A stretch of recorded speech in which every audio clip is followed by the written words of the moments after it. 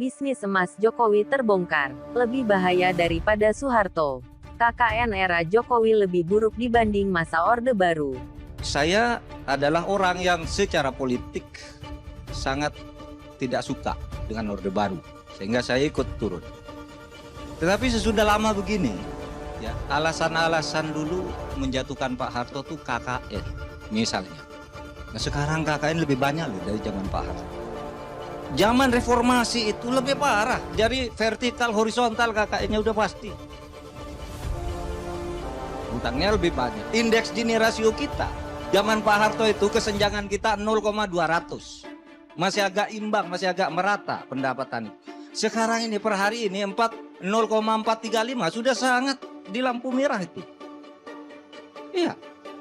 Artinya begini, kalau kita dulu menjatuhkan Pak Harto oleh karena dia KKN, apa kita tidak merasa berdosa sekarang ini kepada Pak Harto? Sekarang KKN-nya lebih banyak.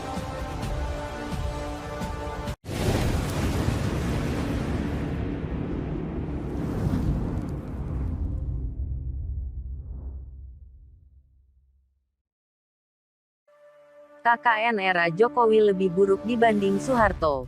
Dilansir dari demokrasi.id, kejahatan korupsi, kolusi, dan nepotisme KKN di era pemerintahan Presiden Joko Widodo jauh lebih buruk jika dibandingkan era Orde Baru di bawah kepemimpinan Presiden Soeharto.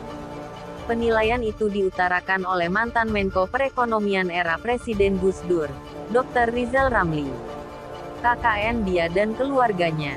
Ini, Jokowi lebih ganas KKN-nya.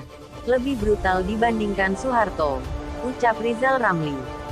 Rizal Ramli menceritakan pengalamannya dalam rezim pemerintahan Soeharto. Menurutnya, anak Soeharto berani melakukan praktik KKN ketika ayahnya sudah berkuasa 15 tahun. Namun, lanjutnya, kondisi itu berbeda dengan anak Presiden Jokowi yang mulai memanfaatkan kekuasaan ayahnya di usia pemerintahan baru seumur jagung. Kita ini kan pernah ditangkap oleh Soeharto. Tapi Tommy Soeharto bisnis ngaco-ngaco setelah Soeharto berkuasa 15 tahun. Ini, anak-anak Jokowi baru kuasa 7 tahun si Kaesang punya 60 perusahaan. Investasi ratusan miliar. Dari mana itu dia dapat uang? Kata Rizal Ramli. Dia menengarai. Uang-uang itu didapat anak-anak Jokowi dari para taipan. Dia mencontohkan. Sinarmas yang melakukan investasi di perusahaan Kaesang sebesar 150 miliar rupiah, yang menurutnya tidak masuk akal. Tadi sebetulnya anak-anaknya, Jokowi, melakukan dagang kekuasaan. Demikian Rizal Ramli. Boneka oligarki sampai KKN ditabung diam-diam. Era Jokowi dinilai lebih berbahaya dari era Soeharto. Ada yang berpandangan bahwa pemerintah era Presiden Jokowi lebih berbahaya daripada pemerintah era Presiden Soeharto. Disebutkan bahwa era Jokowi semakin menegaskan betapa kekuatan modal saat ini menjalar kemana-mana menjadi oligarki. Hal tersebut kemudian mendominasi kehidupan politik dan ekonomi di tanah air, dengan Jokowi sebagai bonekanya. Ya, itu yang sekarang lagi kita cemaskan sebetulnya. Kan seolah-olah dianggap oligarki itu hanya mengasuh Jokowi, kata Rocky Gerung, pada Ahad 11/4. Ternyata dia asuh juga partai-partai politik, bahkan mahasiswa juga diasuh. Mahasiswa yang doyan amplop, ungkapnya. Lebih dari itu, Rocky Gerung menyebut oligarki juga telah menjalar hingga ke anak-anak Jokowi, Gibran Rakabuming Raka dan Kaesang Pangarep. Yang lebih serius lagi, kita jangan lupa bahwa Ubedillah Badrun justru memberi perspektif lain atau persepsi baru pada soal oligarki itu langsung pada anak-anaknya, tandasnya. Ini bukan lagi oligarki tapi betul-betul KKN juga. Kan anak-anak presiden itu yang dilaporkan. Dan itu yang orang keingat diam-diam bahwa ternyata memang ada oligarki yang menguasai presiden.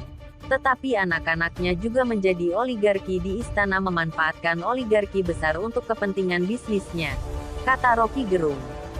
Hal itu pun membuat orang-orang merasa curiga, karena bisnis kuliner yang dilakukan kedua anak Jokowi tiba-tiba meledak dan investor masuk ke situ.